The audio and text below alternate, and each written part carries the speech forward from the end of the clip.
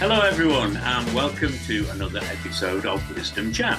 I'm your host, Phil Holdsworth, and my special guest today is Lucy Wallington, who is the budgeting queen. Hello, Lucy. Hello. Thank you very much for having me on. It's a pleasure. It's a pleasure. We're going to be talking about all things sort of budgeting and finances and so on. And so for our listeners, if anything resonates with you, then please do get in touch. The contact details will be in the post, but also at the same time, you can contact me on orumgoldltd.co.uk. And Lucy, how could they get hold of you?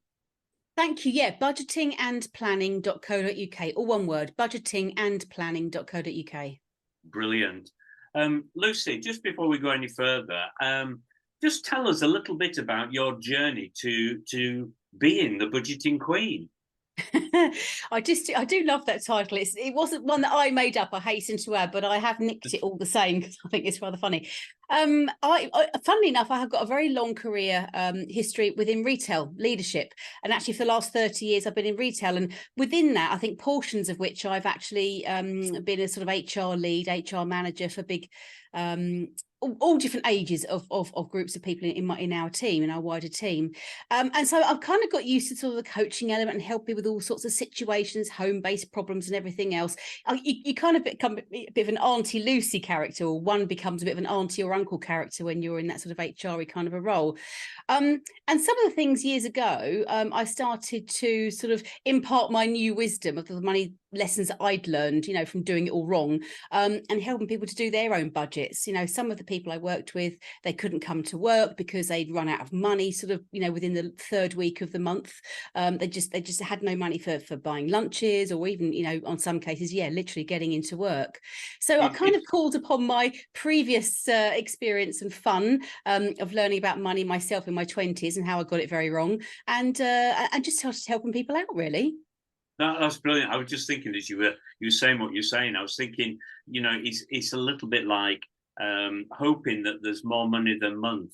Yes. And how often, I mean, I've done it myself. How often do you get to a stage where you're thinking, oh, dearie me, there's so many days left in the month and I've virtually run out of money. Yep. I remember running a course one time, and basically we were asking people how long did they go in a particular week in terms of managing cash. Now, no, we don't talk about cash a lot these days, but back then, we were encouraging people to get used to cash because cash, it reintroduced you to value. Yeah. So you could see it diminishing if you spent it. And different people would say, oh, I lasted, full week. Some would say 5 days, 4 days. This young lady stood up and she said, one day. And we said, so how did that happen? She said, well, I had this unexpected night out. Oh God, was it me? No. But yeah, it's just interesting, isn't it? When you listen to people's stories about sort of how they manage their money, and not just how they do it, but why often they don't do it. And what startled me was that figure of less than 50% of the working population have any kind of financial plan. And I'm talking about sort of day-to-day budgeting. I mean, what do you tend to come across in terms of, people's planning or lack of planning? Yeah, it's really interesting because there's no rhyme or reason to it. It's not like a particular age group or gender or level in the workplace. It's such a cross selection of people who don't do it, and other people do. So I've got friends of mine who have never earned particularly well and look after their money so beautifully, and I've got others who are incredibly wealthy and just don't, and it's a really, really weird mixture of people. I think there's so many reasons why somebody doesn't do it. We talked about this before, haven't we? And I think fear is pretty up there, wouldn't you agree? About, you know, sort of opening that can of worms, or don't know where to start, kind of almost too scared to even look, one eye open when you sort of look at the bank statement, can't really look at it too closely, really worried about what you, and I've been there, you know, I've gone to the hole in the wall and I've gone to take out some money and like, oh, I don't even want to look at my balance, but I suppose I ought to. Well, likewise, the number of times that it's caused me that sense of you know, stress, certainly in the past, not wanting to go there. And so often I hear people say to me, I'm not good with money, and I've said to them, I said, well, why do you say that? And actually in our conversation, it goes right back to somebody saying something to them when they were younger, whether it was at school or somebody in the family, you know, and growing up with that belief. And so the thought of sitting down and putting a budget together sends a chill up their spine. No, it's almost like if you classify yourself as not being a particularly good cook, and you think, okay, well, I've got some friends coming over, and it's like saying, okay, well, instead of just doing a simple pasta dish with a salad, for example, you're suddenly putting yourself in your own mindset of, I've got to do a 3-course, 5-course extravaganza. And I think that's the leap that your mind goes through, doesn't it? When you think you've got to do a budget, suddenly it's going to be this all singing, all dancing, accountancy software type stuff, as opposed to keeping it really simple and in something that suits you. Because keeping it simple, in my mind, is the best way to approach this. And there is no one way that fits all, as you know. And I think everybody's way of doing it is relevant and right for them, but it's just got to be as simple as possible, because it doesn't need to be complicated. I just picking up on that, one of the things I often ask people is, when I say budget or budgeting to you, what does that conjure in your thinking? And it's interesting what then comes back, how people respond. And they very often say things like limitations. Have. You know, they tend to be quite negative responses. And I gave some thought to this, and I thought, how could I, you know, in terms of this, both keeping it simple, as you're saying, but also making it more or less of wanting to stay away from it. And I said, why don't we just call it a spending plan? Because we're going to spend the money at some point. We may not spend it all now. We may not else spend it all this month or this year. But at some point in time, the plan is to spend it on something. And so let's call it a spending plan. And I found, interestingly, people seem to warm to that a little bit more than if I said, right, we're going to do budgeting now. But I don't know what you found. Does any of that sort of resonate with you when talking with people about sitting down and managing their money?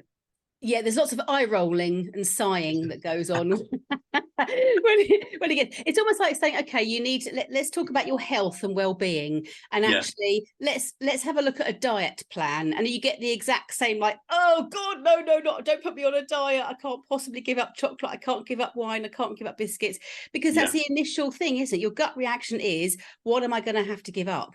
And actually that's not the case. What healthy eating is a holistic look at your health and well-being, and it is a plan to make you feel good well, as best as you can all the time, but some of the time you're going to be having to do a few little things that are different, but mostly you're still going to be you, but focused on the good stuff. Money's just exactly the same thing. You know, your financial well-being sits beautifully alongside your emotional well-being, your mental well-being, your physical well-being. It's a part of your world. So you're not restricting yourself and putting yourself on a money diet. Well, not unless you really have to. You know, go into survival mode, which I've had to do before now, you know, through a redundancy. That wasn't very easy.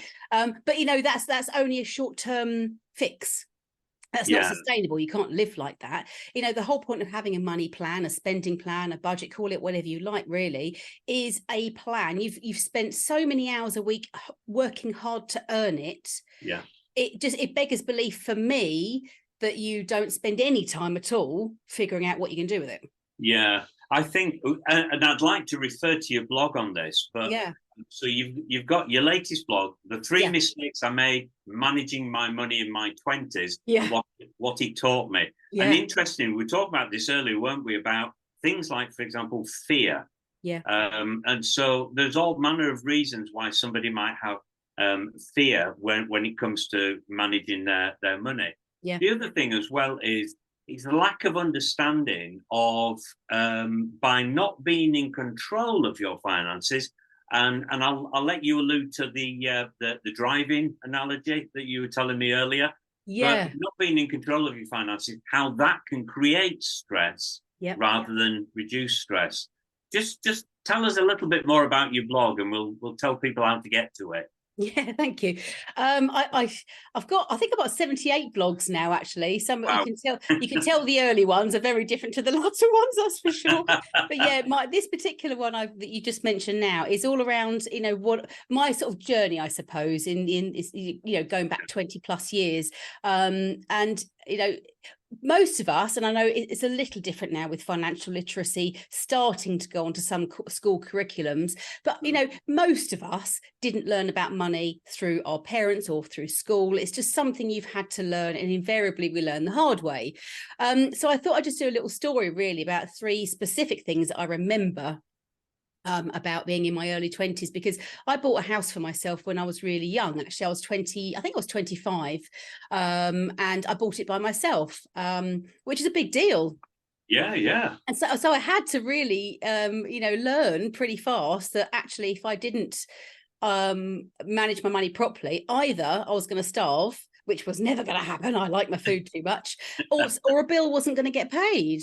And I thought, right, I need to sort this out. So the 3 sort of things I learned of all the things that I learned. The first one was I'd had to, in the early days of owning my place, I had originally gone from earning a monthly salary to an American, well, it was Gap, everyone's heard of Gap, American company, and they paid bi-weekly.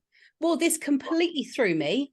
And instead of, I didn't change anything. And that was my biggest mistake. I didn't change how I managed my money. So I carried on trying to manage it month to month. Well, it didn't sync up that way. Yeah. So the first mistake and the first lesson I learned really was having an accurate figure of what your income is, which sounds really simple, but then it is simple. This is my whole point.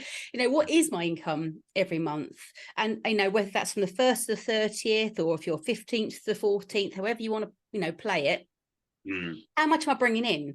Because your bills go out on a monthly basis. So everything goes out once per calendar month, invariably, doesn't it? So what I had to do was simplify my approach. I thought, right, okay, I get paid twice every month.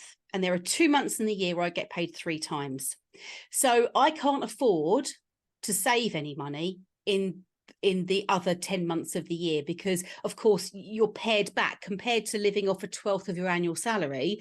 I was now living off obviously 2 weekly. So I kept those 2 months in the year for having a bit of fun and enjoying myself, but also for saving some money. So actually they were my saving pots, if you will. And at the time as well, I was also getting some bonuses every quarter, that kind of thing. So managing my income was one of my biggest lessons, and having a very accurate figure of what was going out. And you mentioned earlier around cash, and I know we don't tend to use cash much anymore. But for me, just using what we used to call then, what was it? Not it wasn't a Visa card, it was a Switch card, wasn't it? Do you remember? Oh yes, that's right. Yes. Yeah, that was the first sort of it wasn't contactless, was it? But I can't remember anyway, whatever. It was called a Switch card. Like a cash card, isn't it? Yeah, that's right. Yeah. So instead of using a card to pay with, or checks, we used to have checks back then, I actually got cash out. So I worked out exactly I could have £100 a week.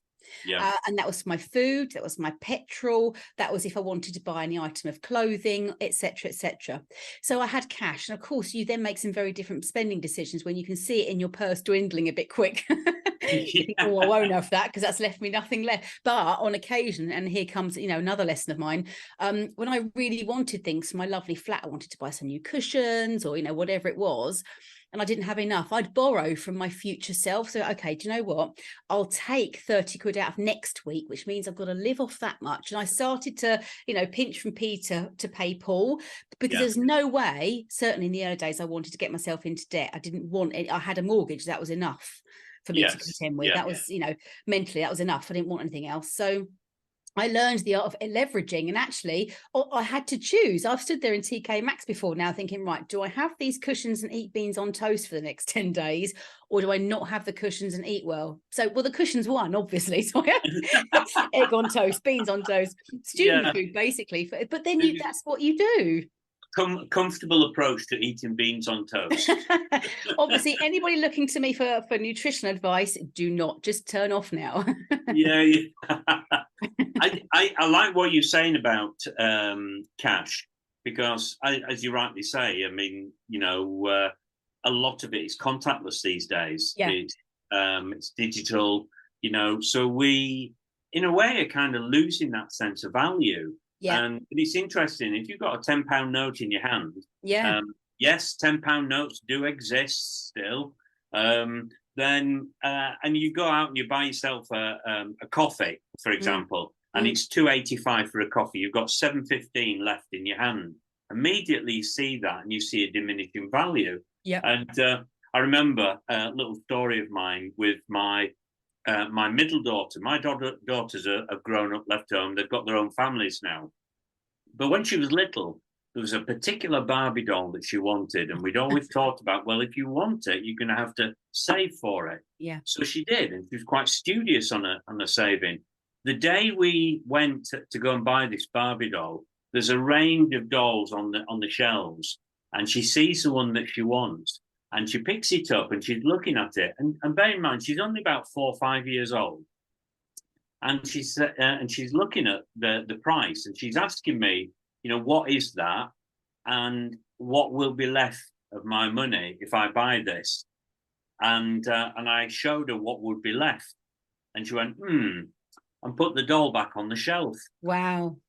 And I thought, it amazed me did that. But we don't do those things nowadays, because, I'll take my phone in, my smartphone. It's got my cards on, and I'll use that to do the contactless. And it's interesting, isn't it? When you do that, you are not giving anything away in your mind. You've still got your phone, and you've still got your card, but now you've also got a cup of coffee or whatever it is that you're buying. And so there isn't that same sense of diminishing value. So I just think it's very common, isn't it, across the board in terms of often our approach to finances. And people of my generation, I'm sort of just over 60, and my generation, the saying, they'll still have notes in their wallets, whereas most of the people, including myself, will probably never carry cash. And so I speak to the people then and realize that they're just racking up a bill. At the end of the day, they look at it and they think, wow, did I really spend that much? I've done that before. I've gone into my bank account online, furious. Someone's taken money out of my account. Who was it? What's happened? Someone's frauded me somewhere. I've gone through, like, there it is. What is that? I don't even know what company it is. Right, I'm going to get hold of Halifax. Someone's defrauded me. And I've suddenly gone, oh, hang on a minute. And you can do the little down arrow, can't you? And it kind of reveals more about that purchase. I'm like, oh yeah, I've forgotten about that. It happens, doesn't it? It's one of those things now. We're getting to a stage where you go into a shop, you buy something. There's a point in which some shops, they won't necessarily say to you, do you want a receipt? Because so many people say, oh no, I don't need one of those. And so they're stopping even asking. And yet I've got into the habit of always asking for a receipt, because I realized, just like you've just described, Lucy, I've looked at my statement and thought, what on earth is that payment? And I just racking my brain, and it's only like you come to me last minute. Oh yes, I remember now. But the receipts would always, I could look at them, look at my statement and say, and tally everything up. You know what? Years ago, I remember watching my nan. I used to go shopping with my nan. Of course, in those days, you'd go to various shops. There wasn't really so much as a one supermarket. She'd go to the greengrocers and the fishmongers, etc. So she'd come home and she'd have sort of 4 or 5 little receipts. But in those days, of course, they were just plinky plonky tills. You didn't have itemizations. It was just £2.50 or 50p or whatever it was that you'd spent. She would go through and she would tick off everything, so she knew that what she'd spent was accurate with what she'd bought, and it was quite interesting for me to watch. I've always, not forgotten that. So interesting enough, one of the things that I'd say to some of my clients and people that I work with is, if you don't know where your money's going, one of the things that you will invariably spend loads of money on every week is your supermarket shop. Yeah. If you're anything like me, it won't just be food. There'll be a candle in there. There'll be some toiletries in there. There might be a magazine or, whatever it is. Get a couple of highlighters and go. It sounds really boring, but it doesn't take more than a couple of minutes. Go through your supermarket receipt and highlight in one color, for example, your healthy food choices. Then another colour for the not so healthy. So it might be soft drinks, booze, blah, blah, blah. Highlight that. And then actually highlight stuff that had nothing to do with food whatsoever. Now, tell me how much every week you're spending on food. So, okay, so it's not £100 a week, is it? It's actually only £60 a week, and the rest is made up of other stuff. So therein lies 40 quid that you're mentally not spending, but you are spending it and wondering where it's going. Yeah, that's a really good point, is that? So when you're looking at budgeting then, Lucy, what are some of the tips that you would give people if they're first approaching it and they're a bit tentative? Yeah. What would you say to them? What would be your best advice to them? Practical steps. Yes. Practical steps. Simply, the very first thing would be get your bank statement open on your screen. Before that, get yourself a big pot of coffee and maybe some biscuits, because it makes you feel better. I'm all about the comfort. So yeah, get your bank account open. Just be brave, because it might sting a bit when you first do it. What I would have is 3 columns or 3 separate pieces of paper. Label each one. One of them is called things I needed to spend my money on. Things I wanted to spend my money on, and future me. So that includes debt payments, savings. Right. Go through your bank account for the last 3 months, longer if you want to, because you might get the bug and go, oh, actually, I will just go back a bit further, and make a list of what you've spent in those categories. Yeah. And add them up, and then obviously do them for separate months, and you can see if it fluctuates, particularly one month to another. So once you've worked out exactly the sorts of money you're spending in categories, you can kind of categorize a little bit further down from that. So for example, if your needs comes to, I don't know, let's call it £1,000 a month, within that, is there anything that you can categorize? So, for example, food is obviously a need, which we've just talked about. Your bills are obviously a need. And then do the same for your needs. Do the same for the things that you want to spend your money on. So where are you spending your money? You cannot create a plan going forward if you don't know what you normally do. Yeah. Because it will be glaringly obvious where you're spending your money and what changes you need to make. And I suppose what you're doing is you're looking for patterns as well. That oftentimes I think people are not able to make an informed choice because they don't know what they're unconsciously doing. Unconsciously incompetent. So you don't know what you don't know. You haven't got a clue. You think you're okay for money, but you don't know any better because you don't get into the weeds and actually find out what's actually going on in there. Yeah, definitely. So as they're building that budget, the things that they need, the just name the columns again. So things that you need to spend your money on. So that's your sort of survival budget, if you will. And you've got to really challenge yourself on that one, I think, because this is where you need to think differently. So if you're so used to spending money on TV subscriptions, you've got 5 of them, for example, and you've got that magazine subscription or that hobby or that, whatever it might be, you classify, you get to choose whether you consider it a need or not. Yeah. It's not for anybody else to decide. If you've said, my survival budget, the things I absolutely need in my life. And if you're going to go down the Maslow's hierarchy of needs, it's going to be your heat, light, water, shelter, clothes, you know, and I don't mean just another H&M shopping trip. It's just, have you got some clothes on your back? You know, that's as basic as it gets. And your beans and toast. And your beans on toast. And then you got your, and then you know that is, again, let's call it £1,000. Your £1,000 is going to be your absolutely can't go any lower than £1,000 a month in terms of my income. Yeah. Otherwise, a bill's not going to get paid, or we're going to go hungry. Yeah. The next column is your need. I'm sorry, I'm saying it again. Your wants. So what do you want to spend your money on? So I want to go to the gym. I want to look after my body. You know, I want to buy those magazines because I love reading them, and books and et cetera, and go out for lunch with my friends. And, you know, that's what I want to spend my money on. That's my living. You know, that's the whole purpose of me going to work, is to live and have a lovely, lovely lifestyle. But that column looks quite different, obviously, from the very first column. Yeah. Yeah, definitely. And then your third column is it's kind of called future you. So in a year's time, will you be very grateful to yourself for having saved some money, for example? Or would you be really happy that you've made a dent into your debt, for example, compared to not making a concerted effort between now and next year, for example?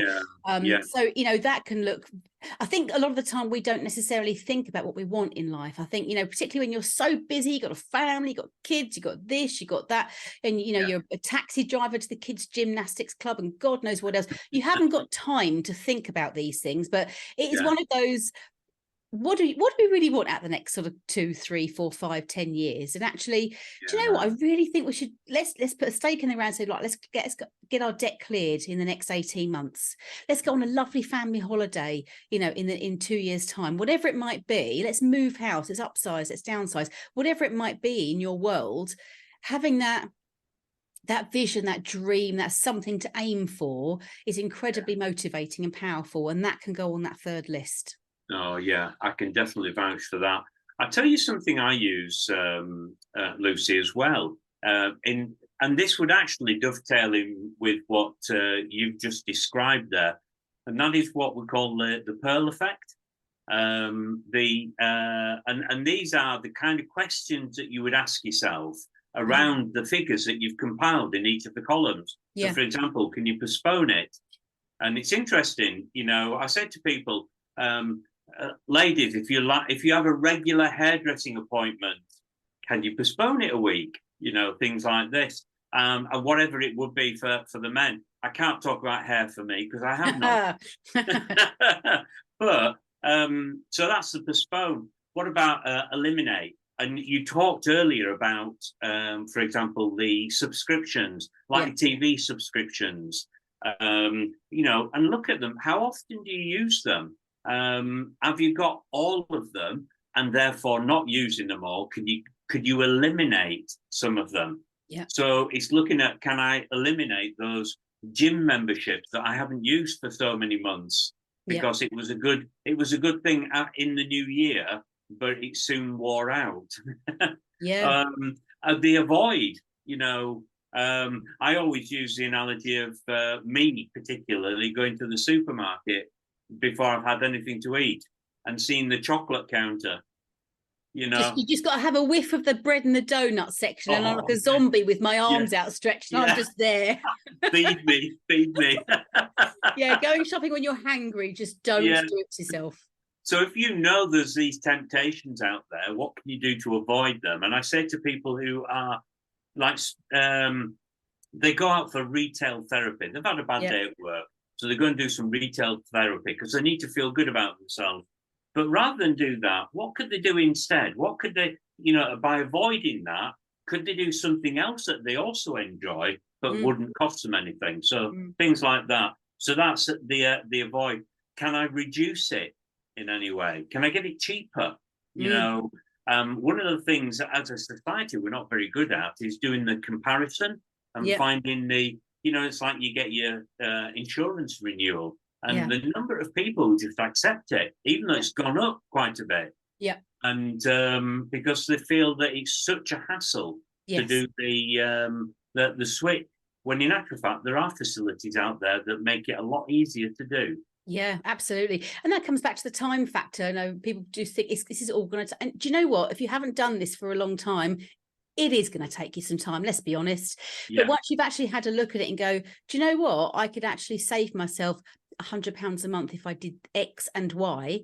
Then yeah, just do those two things, or do that one thing, and just let yeah, yourself do one thing a month instead of trying to do everything, which is a bit of a hairdo. Just do one thing. And yes, you've made yeah, one tiny dent into it. And then the next month, stick it in your diary. Let's do the next thing on the list, and just don't yeah, overcomplicate it. I think the bigger deal you make it, or the bigger mess your money appears to be in, like you said earlier, it's the sheer inertia. You won't do anything. yeah. And actually, we want to sort of encourage people not to sort of bury their head in the sand, but actually face up to it. Yeah. And the fact that by simply facing up to it and doing something about it and taking small steps could actually have a major impact in reducing their stress around their finances. Yeah. And one of the part of this pearl effect, the last thing is doing things that you love. And sometimes people think that by having a budget, this is about I can't do things. Yeah. And I say to them, if you don't include in there something that you love, Yeah. then this budget will not survive. Absolutely. So, and, If and someone that, said to me, you can't drink, I said, you need to lose a few pounds, you can't drink wine anymore. I mean, I just like, see ya, it's just not yeah, happening. But if actually yeah, someone said, right, can you reduce down from 5 bottles a week to one? No, I'm only joking. But, if there's got to be something in there that says, not really, actually, Lucy, are you? listen, I'm moving to France. It's just going to get worse. So, but if there's something you really love doing, there is no shadow of a doubt you are not going to want to give that up, and nor should you. If it means that much to you, if you like having a glass of wine with your friends on a Friday night, or we on a Friday night, I love it. We get home, from work. My fiance gets home from work, and we stand together in the kitchen chatting with a glass of wine while we both cook together, and it's that time of the week, and I absolutely love it. But Yeah. it's if that's really, if something's important to you, you shouldn't have to give it up. But there are other workarounds. You don't have to give up the things that you love. Yeah, very much so. Lucy, I'm conscious that time's passed. Yes, we could talk probably all afternoon. I know it's brilliant, but the thing is, I suppose for both of us, it's wanting people not to be afraid of money, not to ignore it because they ignore it at their peril, and at least have a go and not think of themselves as, well, I'm no good, I can't do this. Yeah. The moment that we try and do everything in one go, it will stop. Inertia will set in. But if we do small steps and start that process, yes, as you rightly said, it might take us a little time, but it's time worth spent, and it's certainly worth spent in reducing stress and anxiety around money. Yeah. So, Lucy, thank you so much for this conversation. You're right. We could talk till the cows come home, but obviously we've got to draw to close there. So, thank you so much for joining me on this particular episode of Wisdom Chat. It's been an absolute pleasure talking with you. It has. Thank you for having me. Well, it's a pleasure, and thank you very much for some of the tips and things that you've given us, and the stories as well. For people who want to read your blogs, your 78 blogs, particularly the one I mentioned, and you've alluded to yourself, where would they go to get to it? Well, the website itself, budgetingandplanning.co.uk. When you get there, you'll see across the top, one of the tabs is blogs. Just hit that and you're good to go. There's loads of tutorials and there's loads of support on there, and all sorts of stuff. So go and check it out. Brilliant. I can actually vouch for you on that, Lucy. I think you've got a lovely website and some great resources on there. So thank you so much. And it's been a pleasure talking to you. Absolute pleasure. Lovely. Thank you.